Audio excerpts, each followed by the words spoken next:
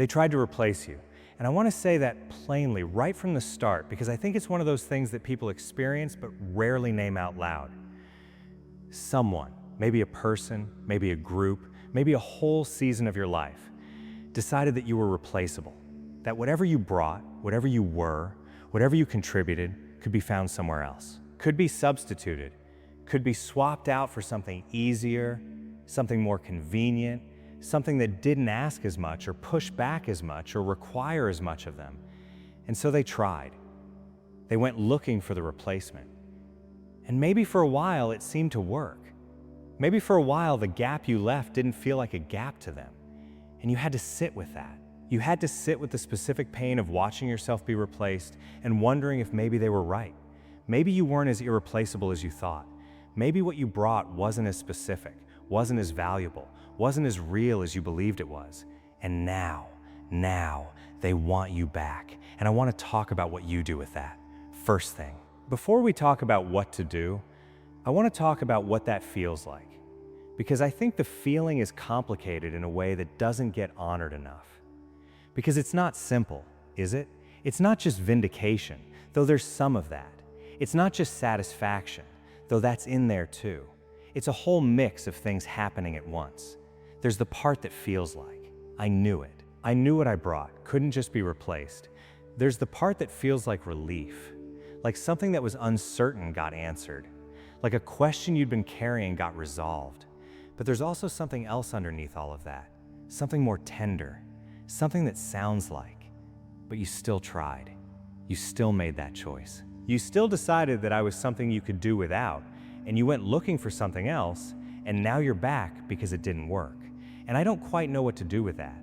And I think that more tender feeling is the one worth paying the most attention to, because that's the one that tells you something true about what this experience actually cost you. Not just the leaving, the trying to replace you, the way that felt, the questions it raised in you about your own worth, your own value, your own irreplaceability.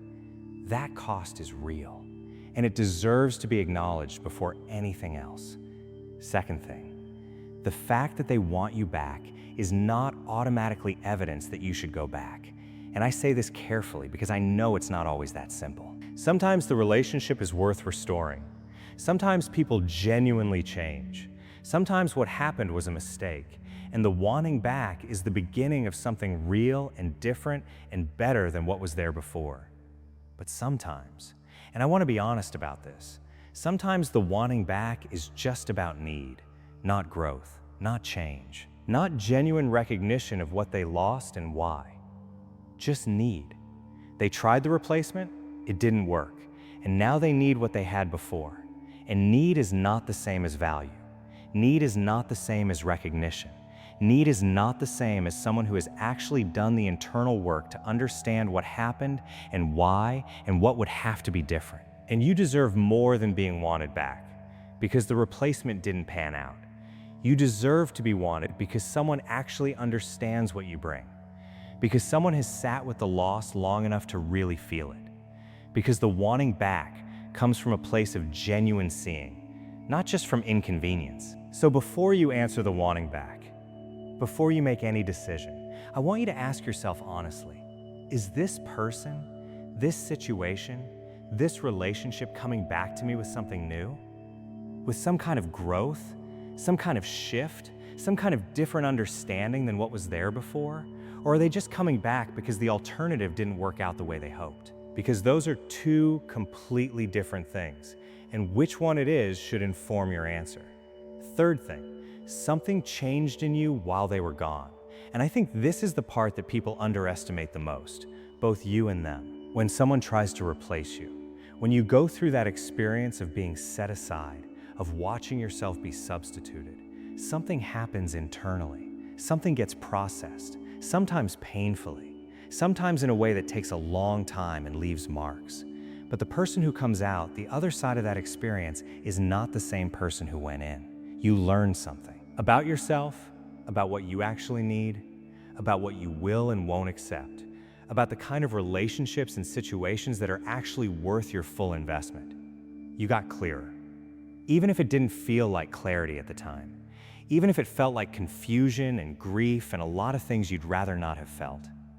The clarity was building underneath all of it. And the version of you that exists now, the one they're coming back to, is not the same version that was there before. And that matters, because the terms of any restoration, any return, any rebuilt connection should reflect who you are now, not who you were then.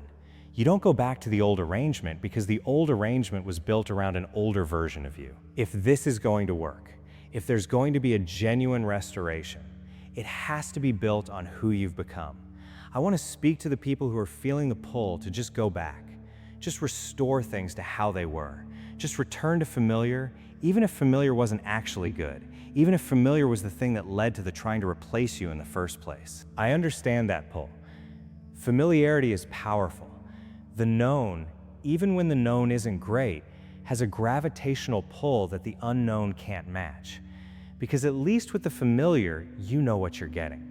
At least with the familiar, there's no uncertainty about how things are going to feel. And when you're tired, when you've been through the grief of being set aside, of being replaced, of having to rebuild something in yourself that got shaken, the idea of just going back to what was there before is almost irresistible. But I want you to sit with this question. If you go back to exactly what was there before, same dynamic, same patterns, same version of the relationship, what's actually different? What has actually changed to make this time produce a different result? Because if the answer is nothing, if the only thing that's different is that the replacement didn't work out, then you're not going back to something better. You're going back to the same thing that produced this situation in the first place. And you deserve better than a cycle. You deserve something that has actually grown. Here's what I want to leave you with today. Being replaceable to someone who didn't fully understand what they had is not the same as being replaceable. It sounds obvious when I say it out loud, but I think a lot of us lived as if those two things were the same. As if someone else's inability to recognize our value was a fact about our value rather than a fact about their vision. It wasn't. It isn't. Their trying to replace you was always more about what they couldn't see than about what wasn't there. And the fact that they're back, the fact that the replacement didn't hold, is just the delayed confirmation of something that was already true. You were never actually replaceable. They just couldn't see that clearly enough until they tried. But here's the most important thing I want you to take from this. Your worth was never determined by whether they came back, not when they left, not while they were trying the replacement, and not now that they're back. Your worth was the same the whole time, constant, real, not contingent on their recognition of it. And any decision you make about what comes next should come from that place, not from the relief of being wanted again, not from the satisfaction of being proven right, from the clear, settled, grounded knowledge of who you are and what you actually need from the people you invest your life in.